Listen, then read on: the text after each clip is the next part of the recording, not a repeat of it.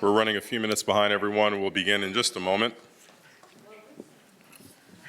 She always wants, she never wins.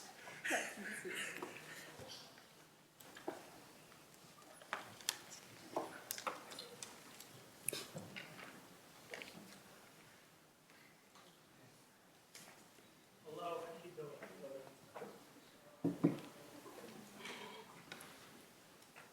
All right, now that Ms. Garvey and Mr. Schwartz have joined us, we're ready to begin. Oh, and I've got the gavel, so we can really begin. This September the 10th County Board work session with the subject of the Housing Conservation District is now called to order. We do have an extensive staff presentation, which I'm sure board members will actively engage in with lots of questions and areas for discussion, so I will keep the preamble very short. Only to say that the Housing Conservation District is a concept that staff creativity brought to us. I can't remember how many months ago at this point, but we've well exceeded the double digits, so we've gone over multiple calendar and fiscal years. A lot of great work, a lot of community engagement to really get at what was a central problem that we're trying to solve, and that is to figure out effective preservation strategies for affordable housing that may exist in our community. Understanding that this is a tool where we've seen a lot of loss over the last couple of decades, but with that loss comes a lot of opportunity if we do things effectively differently, that we could see some great gains. So with that, it's an extremely important topic, and we look forward to the presentation today. Mr. Schwartz, we'll turn it over to you. Thank you, Mr. Chair. The timeline in HCDs, which we will talk about, this is going on 2 years at this point from the part where we initially came to you with some thoughts on that.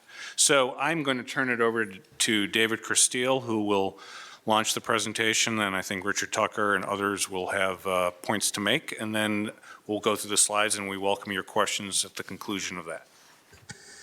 Thank you, Mr. Manager. Good afternoon. So we're looking forward to this afternoon's session, which is to provide you with an update on the Housing Conservation District. By way of introduction, we're going to introducing the Housing Conservation District update.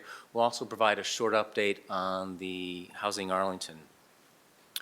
So today's agenda will cover these two main areas, really an update on the Housing Arlington progress, and then the meat of the meeting will be on the Housing Conservation District recommendations. And we'll also look at the review on community input, and we'll talk about proposed next steps and the timeline, as the manager, Mr. Schwartz, mentioned. So we're providing the Housing Arlington update because the Housing Conservation District is one of the major items in the land use tools initiatives as part of Housing Arlington, the agenda and the work plan. We've made progress on several land use tools that I'll cover in a moment. Housing Arlington, as you know, is our response to continued increases in population and job growth coupled with shortages of affordable apartments for renters and moderately priced ownership units. And as we continue to see, the prices are still rising. Ultimately, Housing Arlington should be judged by how successful we are at looking at resources, everywhere for resources and partnerships, exploring best practices, and reaching out in a more proactive way. These efforts should result in more affordable apartments and moderately priced ownership units. So the initiative Housing Arlington consists of 6 initiatives: land use tools, which includes the Housing Conservation District, the Missing Middle Study, the Bonus Density, the Lee Highway Study, and others. The financial tools are looking at more ways to attract more and different sources of funds and money. Institutional partnerships is really our way to work with the nonprofit community, faith community, and other community-serving institutions and others to create housing. County employee housing is where we're looking at ways to incentivize county employees to live here. We may expand to other employers. The condominium initiative is essentially somewhat of a parallel to the Housing Conservation District in that our affordable homeownership supply is really in the condominium stock, and so we're looking at ways to preserve and strengthen those. And finally, the Affordable Housing Master Plan is our policy document, and we're going to be reviewing that beginning in 2020.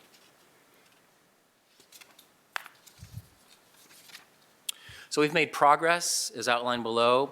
We had a board adopted a resolution in, I believe it was March. We had the work plan and update in April, and then we held an in-person kickoff at the end of May with about 110 people attended, and then we had an online survey that went through the end of July with about 450 respondents. We also updated the zoning ordinance that allowed detached accessory dwellings.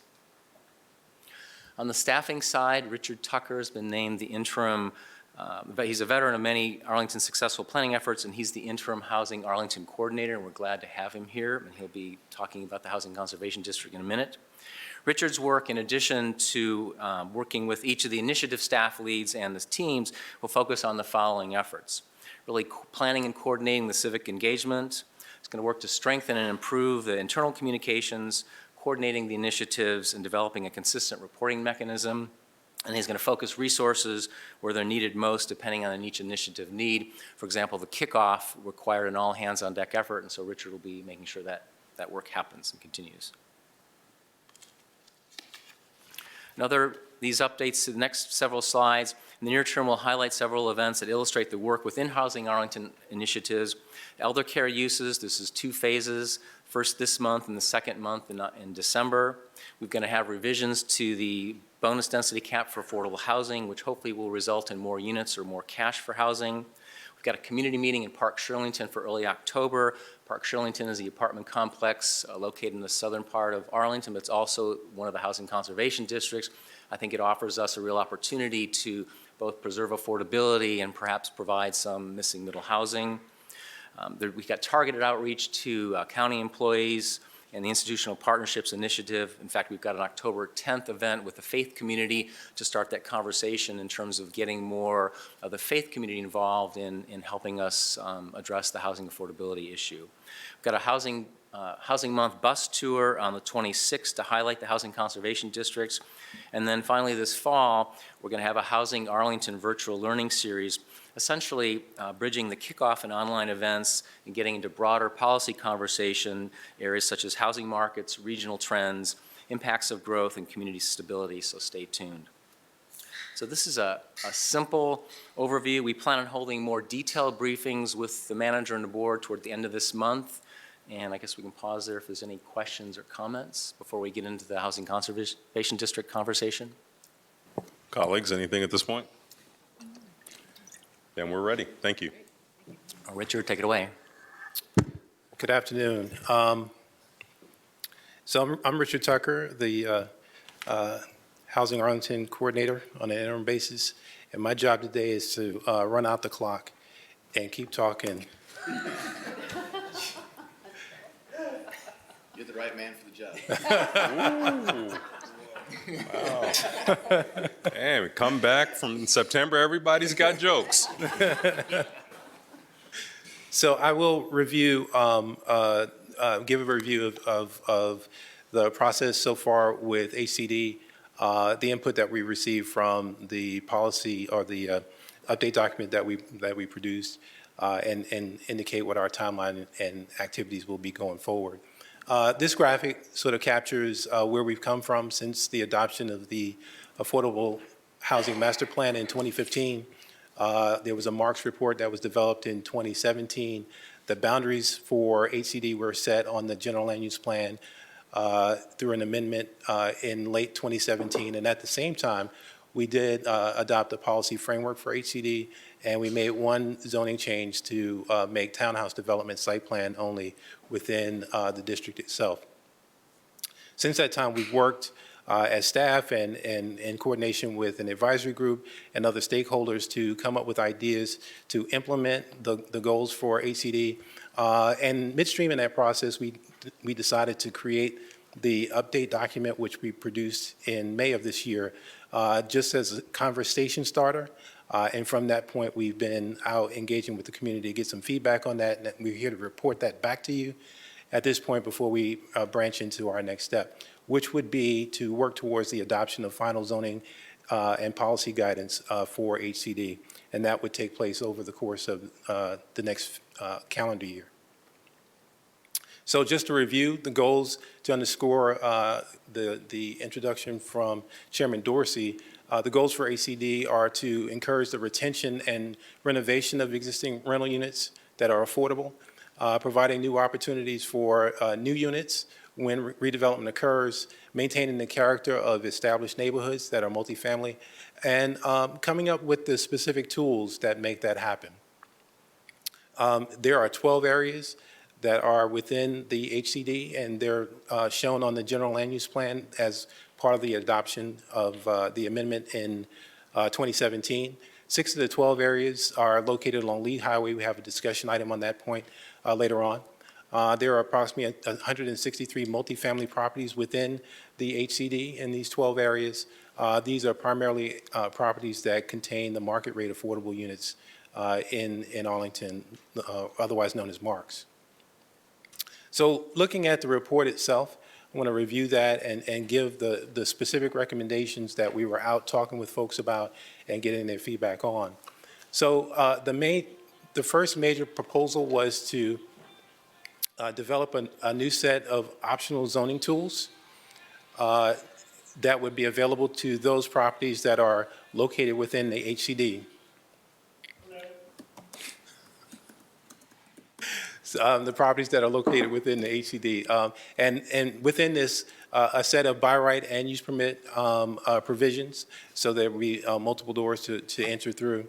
The major idea is controlling density through height and form as opposed to a new specific zoning limit, and providing flexibility such that the board could modify setbacks, coverage, parking, and other regulations, because each site is unique and different, and we're not quite sure if we can come up with a regulation that would fit all situations. With this, we would come up with a new conceptual review tool that we can work with developers to ensure that the goals of HCD are met, as well as other policy goals for the county as well. Within HCD, and this is another discussion point, there are a number of properties that are listed on the historic resources inventory. Some of those we have special provisions for or a special look at, so we have that as part of this. And we have outlined affordability requirements, and I'll talk about those as well. All of this is intended to create a range of redevelopment scenarios that might apply to all the various sites. One of the things that we specify or lay out in the policy in the update document is that all these sites are different, all the property owners are different, they're all in a different place, and it would be necessary to have a range of possible redevelopment scenarios available based on the ability to achieve redevelopment, if that's the case for each of these property owners. So this full range of redevelopment is something we see as a positive as we move forward.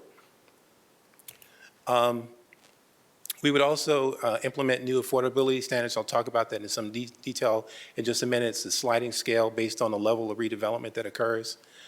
We want to come up with new guidance for townhouse development that would be available as a use permit. The note at the bottom, we propose to maintain straight townhouse or all total townhouse redevelopment as a site plan only provision. But via use permit, there could be additional guidance that would allow townhouse development on a portion of the site, maintaining multifamily on another portion of the site, and introducing stacked flats with this townhouse structure, but more than one unit in there. And so we would be working towards that as well. Specifically on height, based on the analysis that we did for 4 of the 12 areas, we looked at 4 areas that had a range of housing types. And we came up with some generalized height recommendations. And these are based on how the properties sit today. So for those sites that are currently developed as 1 or 2 family sites, we would allow height up to 4 stories of 45 feet in a multifamily redevelopment scenario. And for garden apartment sites, we propose to allow 2 additional stories or up to 60 feet on the interior sites with the idea of buffering within an area close to the common property line to allow for more tapering.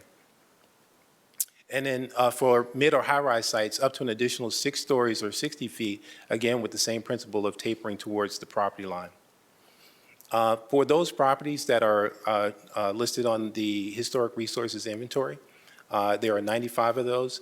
Of those, our proposal going out the door and talking with the community had been to limit redevelopment for the 2 essential sites that are located within HCD and 5 sites that are listed as important top third. Those top third properties are just a smidge below the threshold to be designated as essential. So we tried to pick out those that were most important, most highly ranked on the HRI. And for those, we would propose only partial redevelopment as a maximum redevelopment scenario, so no full redevelopment on those sites. All of the remaining sites, the 2/3 of important and properties listed as notable, would be eligible for full redevelopment in our proposal that we shared in the update document. So in terms of affordability, I'm going to go over this very quickly. We have 3 options or levels of redevelopment. So when there's renovation of nonconforming buildings or infill development that results in 5 or fewer units, we propose that 20% of all the units in the redevelopment be available or affordable at 80% of area median income for a period of 10 years. And for that, we would be looking to ensure that the rent is restricted in those scenarios and not have an income requirement in that, and that's less of an administrative burden for the property owner in these small redevelopment scenarios. As well, there would be an option for a cash contribution as an in lieu payment. For option 2, or the higher level, next level of redevelopment, where there's infill development greater than 5 units, and where there's no demolition of existing units, 20% of the total units would need to be affordable to those at 80% of area median income for a period of 20 years. And in this scenario, we would have both a rent and income restriction, so additional administrative burdens for the property owner, but we think in this larger redevelopment scenario, it's warranted. For those restricted units, those would likely be, and we would expect them to be in the existing building. The new construction would be market rate construction and rent. And then in option 3, for partial or total redevelopment, 20% of the units, of the net new units, would need to be affordable at 60% of area median income for a period of 30 years. And this is in line with what we typically do on larger redevelopments in the county. It's both a rent and income restriction. This is in line with what had been put in place for the Columbia Pike Neighborhoods form-based code model. And in scenarios where the affordable units are going to be located in the existing building, there's a sort of a 10% additional requirement, so that 20% requirement goes up to 30% in that scenario. So in conjunction with this, we'll continue to look at financial tools, continuing to use AHIF as a funding source to assist redevelopment projects. Also looking at the rehab tax exemption, making a change to that to add an affordability component. Currently, that's available countywide for properties older than 25 years. We would, again, be looking to add the affordability component to ensure that there's some affordability in association with that. And we'll, as part of Housing Arlington, continue to look at financial tools and see if there are other things that can be brought to bear on this issue. As with any project where that is completed through HCD, we would require that the tenant relocation guidelines be followed. These were updated in 2018, so we've made that clear as part of the presentation discussion with the community as well. So when we published the update document, we let the community know, and this is a graphic that was in the document itself, that we would go out and talk with a number of stakeholders, and then we would come back and report back to the board what we heard, talk about potential changes in approach, and then give a new perspective on timeline and how we're going to move forward. So that's where we are today. You are here. So in terms of public engagement, we participated in the Housing Arlington kickoff in late May. We held a large community meeting in mid-June, and then we had a number of meetings with various stakeholders over the past several months. In addition, we held 2 meetings with property owners and developers just to get a perspective on feasibility and some of the assumptions that we made in some of our analysis, and we can report back on that as well. So generally, I think there is support for the idea that something should be done to impact housing affordability in Arlington and specifically in these HCD areas. And I think property owners particularly and developers generally support the idea of additional options being on the table for them as well. But we did get a lot of input and a lot of concerns that we want to report as well. I think about Coach Dennis Green, who with the Arizona Cardinals one night when he thought he was going to win, and he almost won a game, but he didn't. And the other team, which was better, came back and beat him. And in the press conference afterwards, he said, "They are who we thought they were." Well, I think the issues are what we thought they were, and and so I want to cover those in some detail now. And within this list of issues, and there were a lot of comments that we received. I want to cover them in a way that from those that we knew that were coming first, and then some that we have some additional comments and potential changes in our approach as well. So we'll start with the top. One of the things that we heard often was that there was inadequate notice, that when the board took action in late 2017, that there wasn't an opportunity for a broad community conversation about specifically the change for townhouses. And there continues to be a concern about every property owner knowing everything that's going on. And that's a challenge for us going forward. I think that's a particular challenge for Housing Arlington overall. How do we get to the broadest audience and make sure that they're aware of what we're doing? I take that as a personal challenge that we'll continue to work on moving forward. There were conflicting concerns about the affordability requirements. Some saying they're too stringent and some saying they're not stringent enough. You know, that's a tough one. That's a tough nut to crack. Some folks, some of the constituents in the community thought that for this level of redevelopment, we should require more and get more out of it. Obviously, that impacts the bottom line, and so we have to sort of strike that balance in moving forward.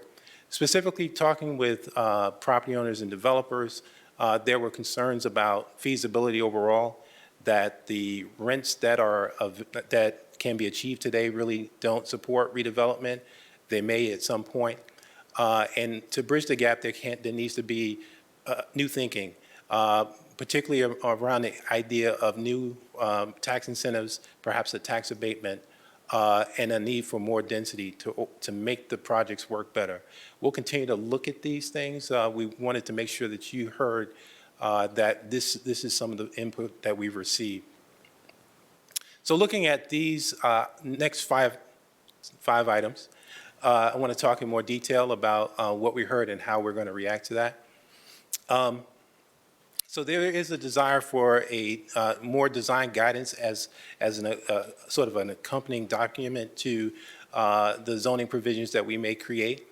Staff has certainly had proposed to do this, and people have given us more insight on how to do it, what to include as well. So we'll be working in that in that framework. So we will do design guidance. We will incorporate guidance for trees as well, best practices as well related to trees. Something else that we can do is work with the urban forestry staff on an early basis when we do the conceptual review to see if there are ways to preserve trees, to replace trees in the best way. As well, there is a work item for the Planning Division to update landscape standards. It's something that hasn't been done in a long time. It's something that we'll look to do in the near-term future. And we'll also look at the site plan tree replacement standards that would not apply typically to a use permit approval, but we'll see if we can make that happen as another measure to ensure that trees are replaced. And overall, we want to preserve trees where we can. Had a lot of discussion about those properties as well that are listed on the HRI. What we had proposed was that the 2 essential and the 5 important top third sites be limited in terms of redevelopment scale to just partial redevelopment. We continue to have that as our approach for those properties that are listed on the HRI. One change that we are prepared to make at this time, though, is that staff will specify going forward that all essential and important sites, that includes the bottom 2/3 of important, will be subject to review by HLRB. So that was something that we had not said before, but we want to do that. That's consistent with policy, and that was brought to our attention by the HLRB as well. So we'll do that. As well, historic preservation staff will work with HLRB to provide more information about those properties that are listed as important. So we have a sense of what's there, what are we talking about. I think as we were having the conversation at the time, there wasn't a lot of knowledge about what may be lost or what may be impacted. So we'll continue that conversation with HLRB. We had a lot of input, and you have seen some letters and email traffic from specifically the Penrose neighborhood. Some of their residents attended our big community meeting and expressed themselves there. We were invited to go to the Penrose Civic Association meeting. We did that, and we talked with them. And their concern is that these semi-detached units are, a form of missing middle housing. They're affordable to a broad range of folks, and they'd like to stay, and they think that's a good thing for the county. We agree. And so going forward, we will have we'll have a zoning ordinance amendment to make changes similar to what we did in 2018 for lot zone R. So that will address nonconformity and allow modest additions and expansions on these duplex lots. So I think that sort of addresses in the main the comments that we received from the Penrose neighborhood. So that's something we can work towards. And I'll talk about timing on that in just a moment.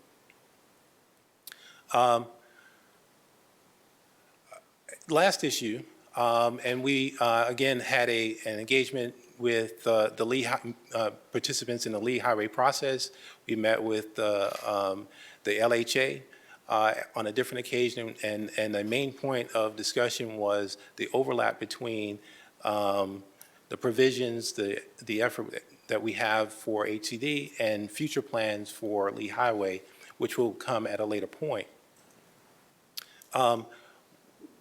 What we've said in the past is that we will continue to work on the proposal for zoning and policy recommendations for HCD. All the while, we'll continue to work with the Lee Highway process staff, the LHA and consultants to make sure that to understand where the overlap occurs and what ideas are germinating in their process. We will also be continue to be doing outreach with the LHA and with the Lee Highway participants. And once we have our zoning and policy recommendations in place, but before county board action, we'll have a check-in at that point, and it'll be a time to determine how, in fact, we should move forward. The Lee Highway process will have moved forward just a bit more. There may be some early ideas on the table through that process, and we'll compare and contrast those and see, what is the best way to move forward. We're not asking the board at this point to make a decision. We think the decision timeline provides a little more time for us to get to a point of making that decision. So, timeline. Since we have a lot of work to do, we're going to break it up into, I believe, 2 phases. In a first phase, by early 2020, we would like to enact the changes to the rehab tax incentive in line with what I mentioned earlier. That's something we can bring forward as a separate item separately, and we can also work on a zoning amendment to address those single-family semi-detached lots within HCD. And I think that, again, would address the concerns that were raised by specifically the folks in the Penrose neighborhood. So we can do those by early 2020. In a later phase, and with a lot more work, there's a lot to be done to actually put in, to develop the zoning regulations and the design guidance that would be a part of the policy framework. So they're listed here, and there's a lot to consider and a lot to engage with the community on as well. And so we'll have to come up with a civic engagement plan so we can move forward and have a conversation around those things in a second phase that would take us to the latter part of 2020. So again, that's the timeline where we would do this in 2 phases, some things that are more short-term and the bigger tranche coming later on. So our proposal is to move forward with our work, developing a future phase of community engagement and the specific recommendations that would be out for public review in different stages during 2020. So I'm going to stop now and ask if we have any questions. Thank you, Mr. Tucker, Mr. Castile. So at this point, before we get into actually answering the question that is before us, why don't we make sure we've surfaced any questions about the material that has been presented thus far to make sure you've got the full understanding that you desire. We'll start with Mr. Gutschall.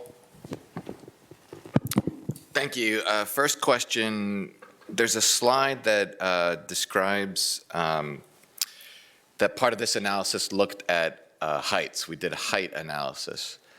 But could you talk more to, a little bit more to the density analysis, not just the heights, but the density analysis, and in particular with the fact that this process is happening outside of a typical, either small area plan or a sector plan kind of density analysis. So just describe for me how we looked at the density, the proposed additional density.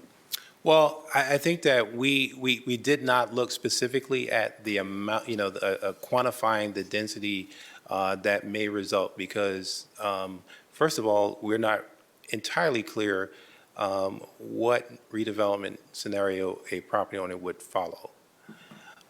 And so it's hard to say definitively what that would be. Another point is that when we talk about density and what's feasible, there, we as part of our analysis, we looked at best practices and good thinking on this topic. And typically, in order to redevelop and provide enough cushion to offset the cost of providing some level of affordability, we're talking in many cases 3 to 6 times the development that currently exists. So that there's somewhere within that range of redevelopment is what could happen or what could happen in order to make a project feasible. In order to address that or accommodate for that, we took a different approach, understanding we shouldn't come to a new number if the density limit in an area is 36 units an acre. Doubling it and tripling it or whatever the number is not the approach. The answer is within the context of that area, what is the appropriate height or what could an appropriate height be? And then creating that new envelope within which new development can occur. So that there is, on 2 sides, there's clarity about potentially what new thing could happen there. And on the other side, it's being sure that the new thing that occurs is something that's fitting for that setting.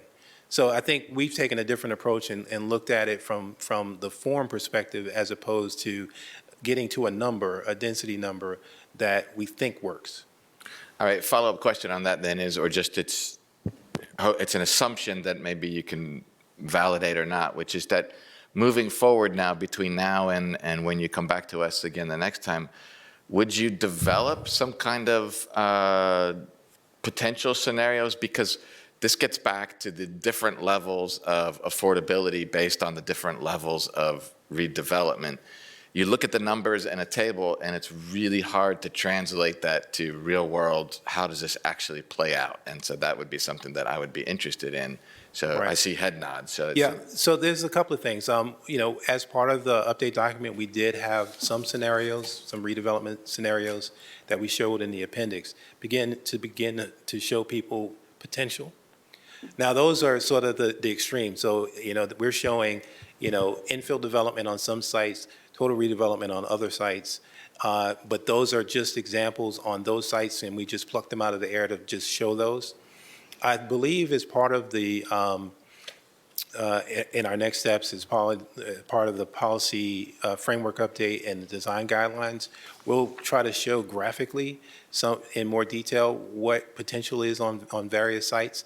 Again, we're breaking it down by single and two-family sites, garden sites, mid-rise and high-rise sites, but we're trying to give more of an indication of the type of redevelopment that can occur. Obviously, again, each property owner is going to make a different decision, and so if there's going to be interior renovations where they're taking an apartment building and digging out the basement and putting 2 new units in there, there'll be no apparent change that anyone would see. By contrast, they could do bump outs, which are visible but not, I think, intrusive, or they can do a total redevelopment within a new envelope, which we could show to give an indication of the potential change in those areas. So that's something that we'll work towards. Thanks. Hey, Ms. Crystal. Great, thank you. Mr. Chair, if you and my colleagues will allow it, I have a sort of series of interrelated questions about the relationship the housing conservation districts and Plan Lee Highway.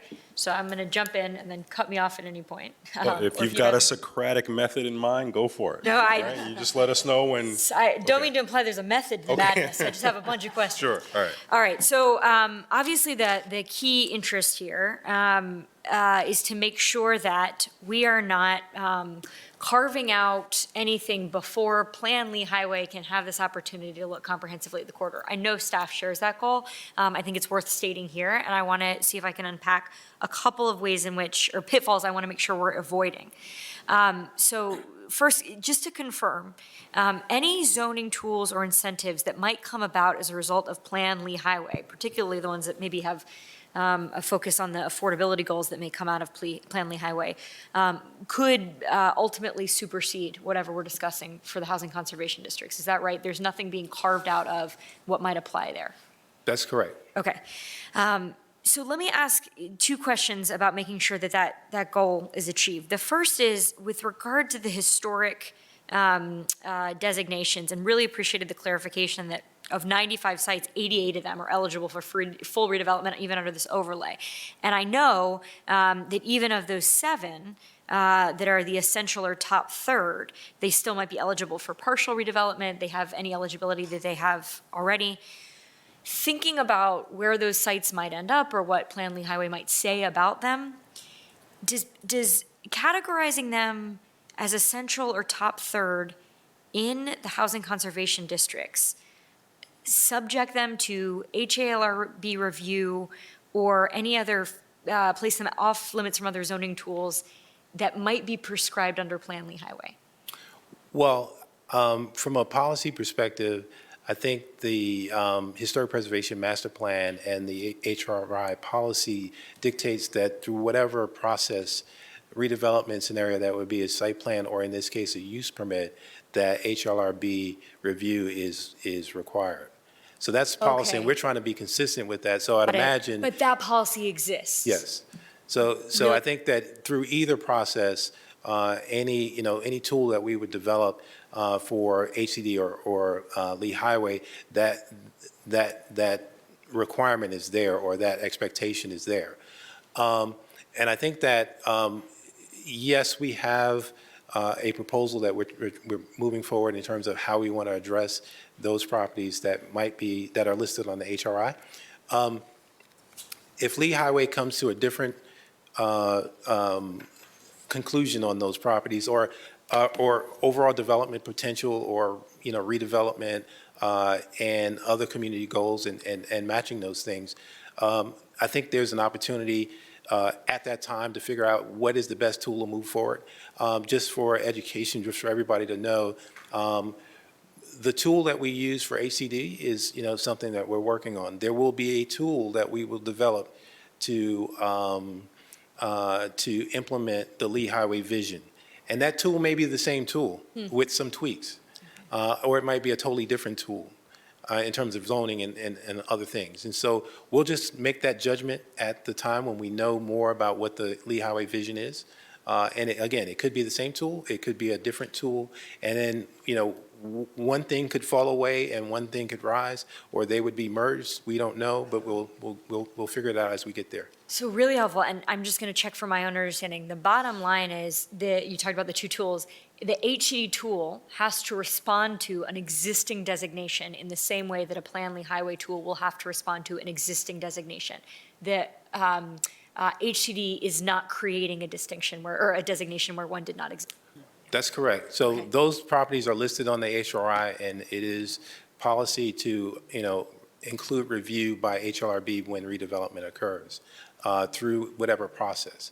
Now, this is policy, and so the board certainly has the opportunity to change policy or to take a different direction, but, it certainly is policy. Very helpful. So my last question is a little more qualitative, and I'm essentially just asking for staff's opinion or thought here.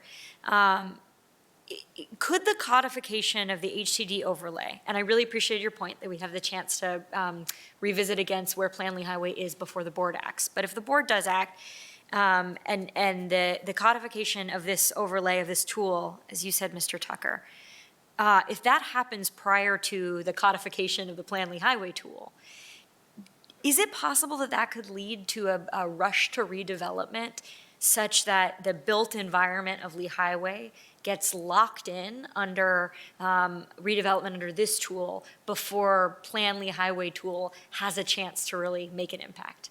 Does that question make sense? Yes, it does. As I mentioned before, there's some question about feasibility overall for what we're proposing, that the rents that can be achieved or what we propose may not be such that redevelopment is going to happen in a rush. So we're not really sure about that, and we're going to continue to look at that. I think there could, be some redevelopment that occurs.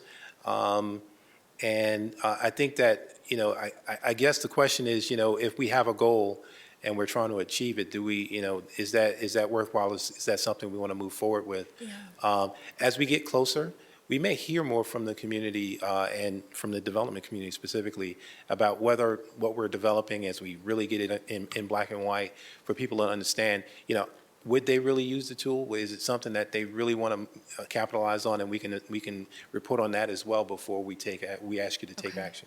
I think it'll be really interesting to hear from the development community in particular. My impression is that this is, as a conservation tool, is more modest, and what might come out of Plan-Lee Highway, pending the community engagement, could be more ambitious, and so the development community may wait to see what the options could be under a more ambitious plan. But I want to make sure that we're getting that right, because and then I'll end with just my thoughts on this, which is I do believe that the HCD work needs to continue and ought not to be slowed down for Plan-Lee Highway, in part because we are not as fast or as far as we had intended to be at this point anyway, and so to slow it down further gives me pause. But I do just want to make sure that we are really cautious. I think the Plan-Lee Highway work that's underway is really exciting. It has the opportunity to be really ambitious, as I said, for the community, and I don't want us to do anything intentionally or unintentionally that could undermine that work. But your answers have given me enough confidence that this work can proceed separately, but in good dialogue and conversation without undermining Plan-Lee Highway. Thank you. Ms. Garvey. Thank you. I have a few questions, and they're all totally unrelated. So maybe I'll just ask one for now, because we'll get into other issues. And that really just is on the phasing and the implementation, because I find myself thinking, when you were going over everything we're doing in phase 2, Is that too much? I mean, are we going to put phases in phase two will have phases? Because it was sounding like we're taking off a lot to bite for either us or the community at one time. Yeah, I think that unfortunately, the things that are listed there, let me try to get there really quick. It's 35 is the. I think the guidance that accompanies the zoning language itself is they're all interrelated and interdependent. And so that is a challenge for us, and why we're saying it's going to take us a longer amount of time to get there, but those things have to all be in place, and we have to. They all have to kind of go in match. Okay, all right. They'll all work in concert, so we have to develop those things, and it'll be an iterative process internally to get there, and then an iterative process when we're talking with the community to refine them. Great. Well, maybe as we just let the community know this is not going to be a simple, this is going to be iterative and things, because it's not at late 2020. I suspect we'll get into 2021. And just one comment, I'm delighted that the duplexes, the non-conforming duplex you put in phase one and you're moving forward with it, and that you listened to what folks had to say, and really appreciate that. Thank you. Okay, you sure you want to stop there? You good? We've got plenty of time. All right, Mr. DeFranti. So first, sort of picking up off where Ms. Crystal addressed Lee Highway, I just want to confirm through the HRI process, and I think it's well known, but I just want to make sure the same HALRB review process, eventually their decisions would come to the county board just as any other HALRB.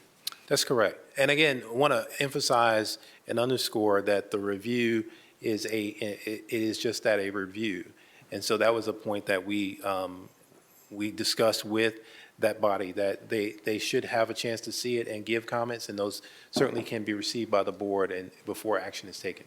So ultimately, we would have that responsibility and authority. Okay, so that's helpful. The second question is actually back to slide 16. It's a little bit specific to, and I was also looking at the full report, the lengthier written report. Single-family sites, it depends on the zoning. 45 feet for a single-family site raised some concerns as I was looking at it, and I just don't know. I know that there's the townhome designation, and I wondered if you might sort of describe a little bit the thinking with respect to that height for single-family sites. So it's important to keep in mind that all of the properties within ACD are zoned for multifamily. Mm-hmm. And so, those single-family sites are in fact non-conforming as per the zoning. Mm-hmm. So, or they can be, depending on the requirements. But the by right height for single-family in single-family zoning is 35 feet. The by right height in these districts are somewhere between 35 and 40 feet. Mm-hmm. So what we're proposing is just a little bit more height than would otherwise be allowed. And that could be by right or by use permit. So we're saying that there needs to, we're trying to, again, to create this envelope that's large enough that creates an incentive for multifamily development. One of the things, and this goes back to our conversation with the Penrose neighborhood, if we want to preserve those duplex, lots where they exist, or even single-family lots where they exist, to what extent are we incentivizing multifamily development through these provisions? And that's something we have to work out on a technical level. But we don't, in overall, 45 feet is not that dissimilar from 35 feet. So we're trying to stay within the context, understanding that 10-foot difference, how does one perceive that from across the street? That's something that's in our thinking as we come up with the height regulations. Perfect, thanks, that's very helpful. And then last, just as a note, I have seen all of the emails and the correspondence on the Penrose neighborhood, and I'm glad that you're seeking to address it. I just love to learn a little bit more. I haven't had a chance to meet with the neighborhood and also understand a little bit more the solutions that you're offering, just because I do want to make sure that the broader goals of the HCD continue to be served. So I'd love to just understand this at some future point. That's all I have. Thank you. I'll throw one in before we go to everyone for round two. So recognizing, that we were, this didn't come out of the ether. There were problems that we were trying to solve, at least from our perspective.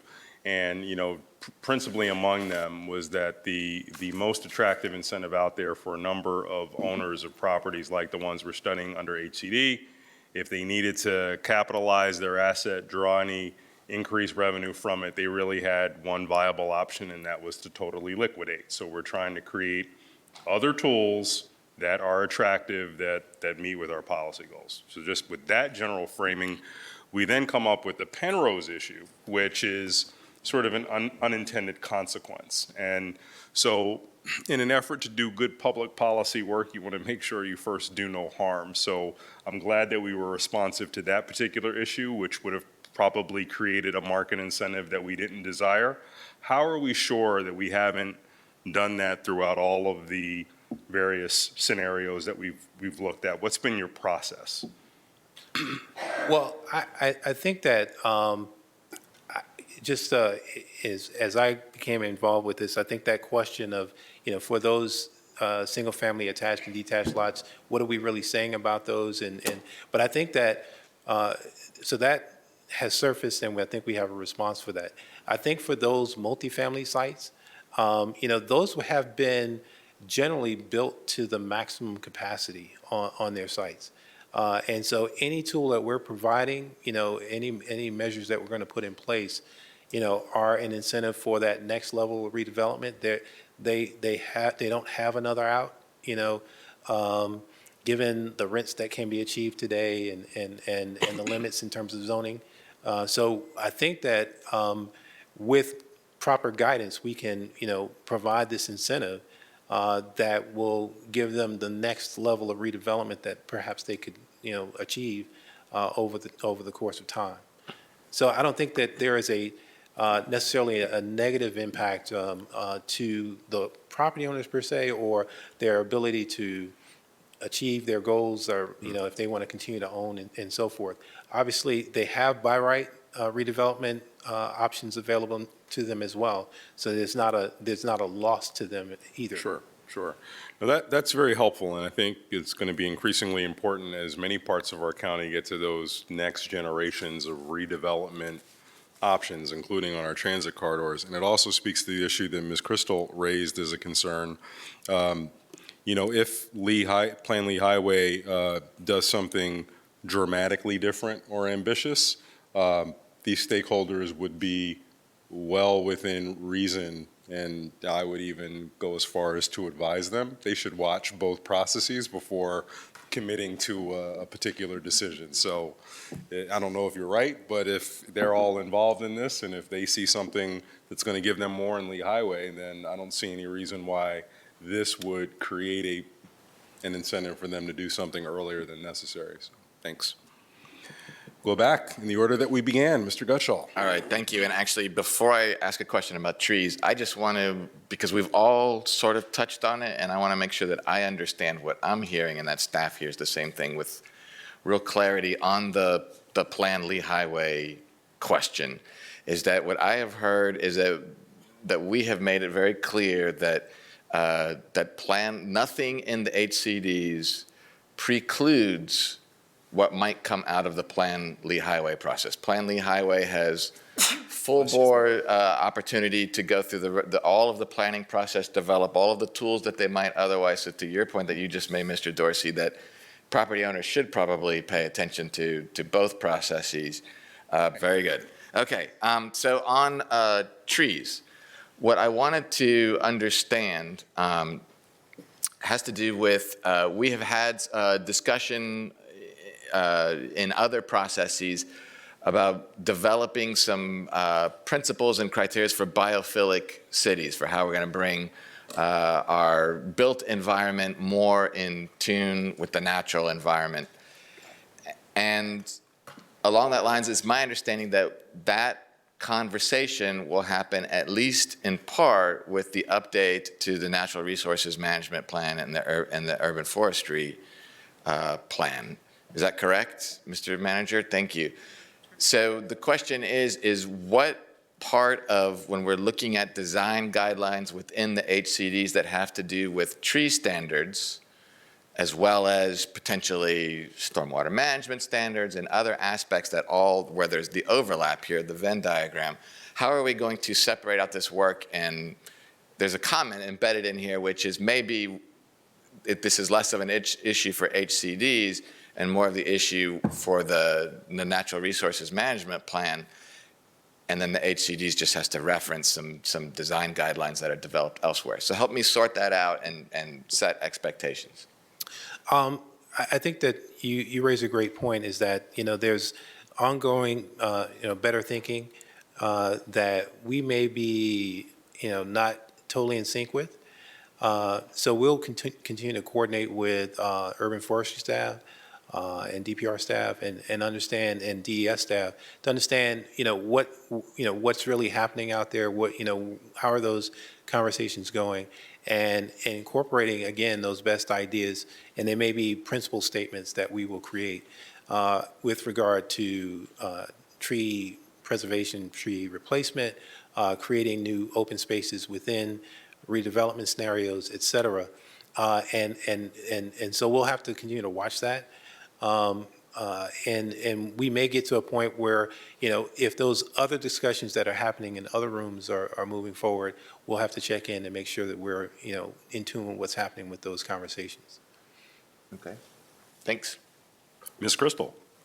Yeah, just to follow up on that, I'm definitely interested in seeing a greater overlap of those two things when this comes forward, at least in phase two. And one of the things I struggle to understand is, I know that we have more tools for tree preservation, landscape standards, et cetera, when it comes to, but you used a great term, Mr. Tucker. You said it's not by right redevelopment, it's by tool or by design redevelopment? I didn't say anything Well, like that. I thought you offered an alternative advice. Anyway, Form-based. so I know that we have more tools under site plan, and we have fewer tools under by right.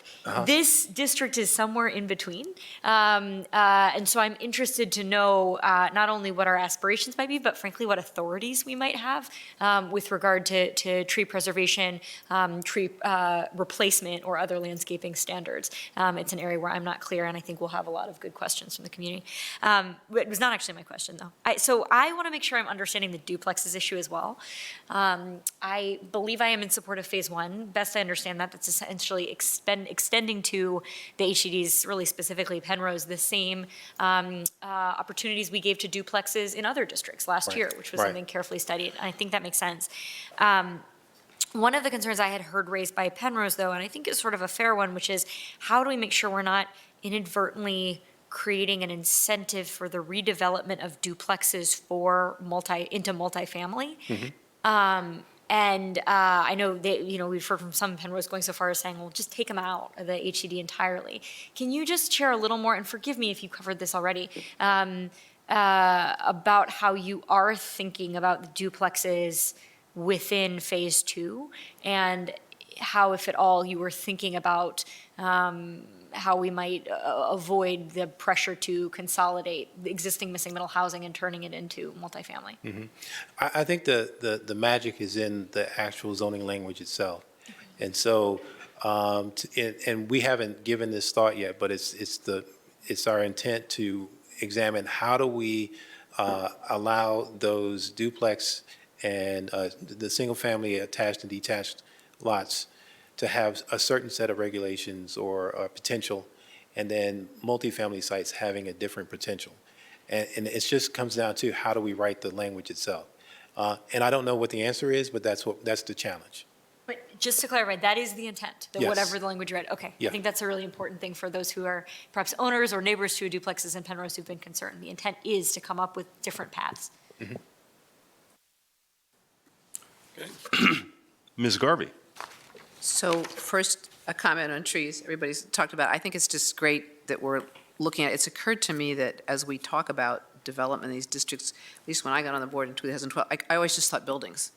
And then I started thinking parking lots, buildings and parking lots. And now I'm thinking trees as well. And I think it is really important that they're kind of like there. And I'm glad that we're doing that, and look forward to as many innovative tools as you can come up with for us to help kind of preserve trees if we can. And then I had a question which I think it probably has either a very quick answer or an involved one. I suspect it's going to be quick. So the top concern that you listed was the lack of notification. and that happened a while ago. What do the folks that are concerned about that want us to do? Do they want us to say, oh, well, no, never mind, it's all off and we're going to work on this and you can do what you want until we're done? Is that what they want us to go back and do a redo? Or are they just like upset and just kind of still want to tell us how upset they are? I mean, is there something that they want us to do Well, now? I think there are, well, maybe three parts to that.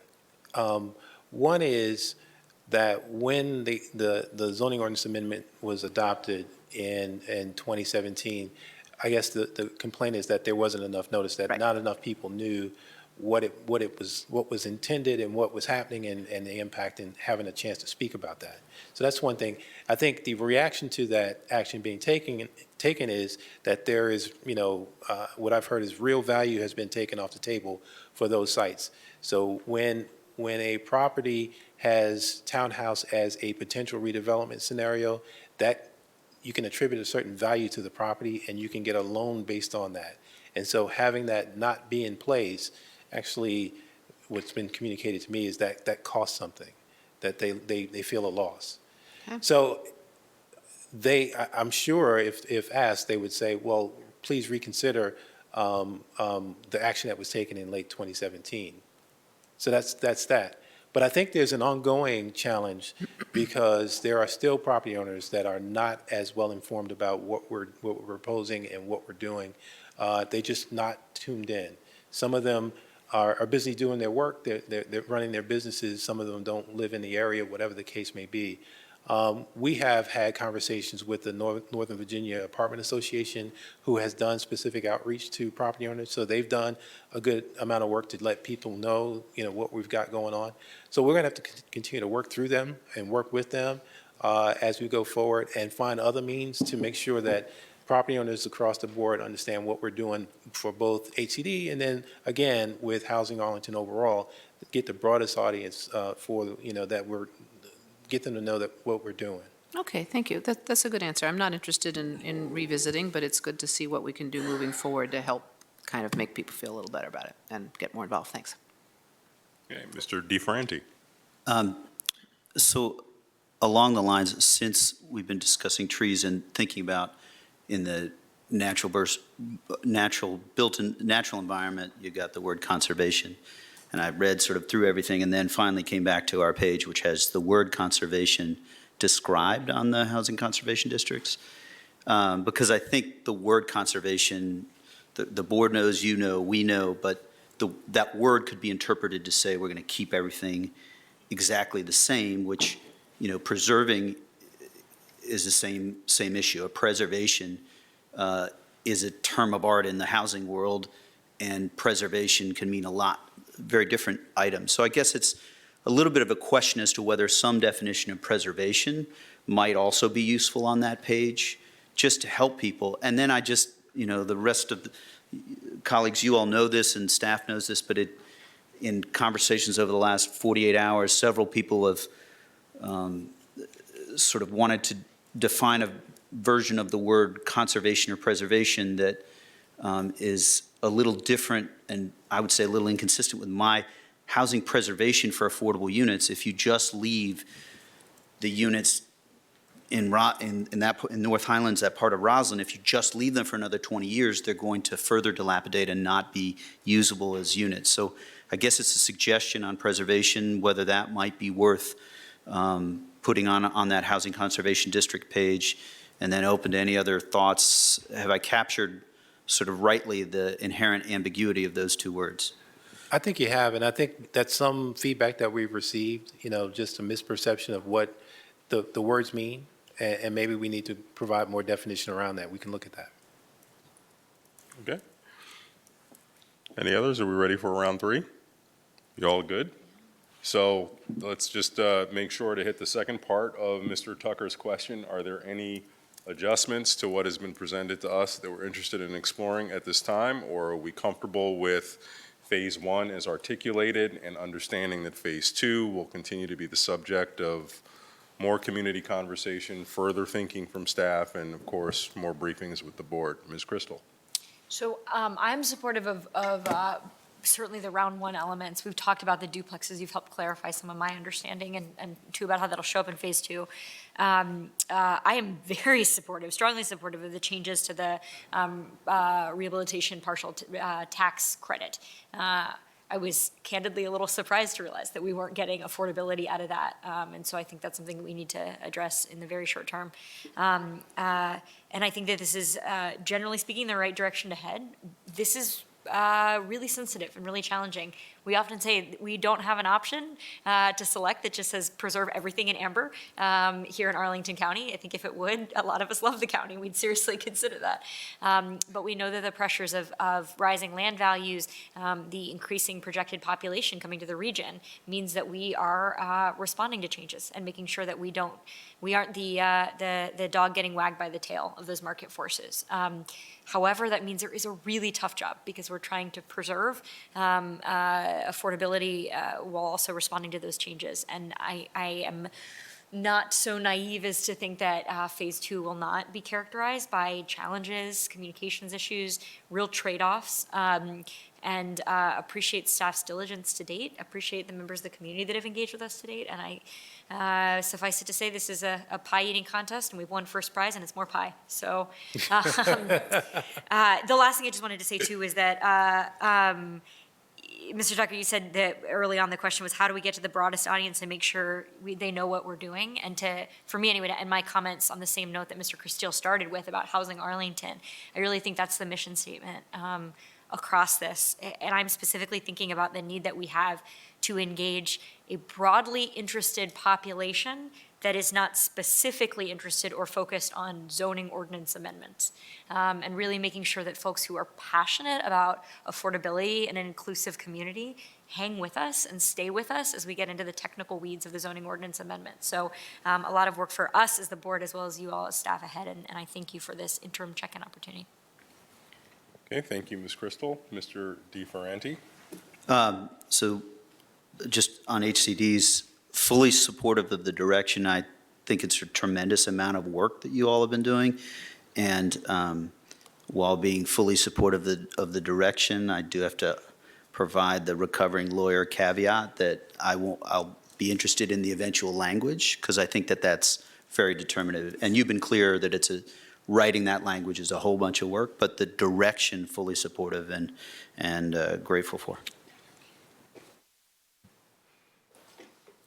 Ms. Garvey? Similar positive comments. I think the direction is good. My only concern I registered, which I saw you all sort of have too, is how we're going to handle phase two, because it's got so many parts and moving forward. I just really appreciate the very deliberate approach and how much you've been talking with the community and working with them and trying to put it back in and trying to just kind of balance everything, which is where we are right now as we kind of take this community in we're in the middle of a tremendous transition, and it's not easy for people to do these transitions if you don't want the boat to rock too much and dump people out. I just think you're doing a great job, and I really, really appreciate it. I think that we're going to have lots of interesting conversations because we do get down to values and what we want to do and what we want to be. And I think you're really helping us have that conversation in a very kind of healthy and sort of, as I say, deliberate way. I appreciate it. Thank you. Thanks. Yeah, thanks. I'll echo the positive comments. I know that at various steps along the way with some of the feedback that you were getting, it would have been very easy to sort of walk away and take the path of least resistance, but I think it's appropriate for us to have proceeded to figure out if we could get back to trying to solve those problems that we mentioned at the outset. And I think while we're not entirely there yet, I think this path is clearly the right path.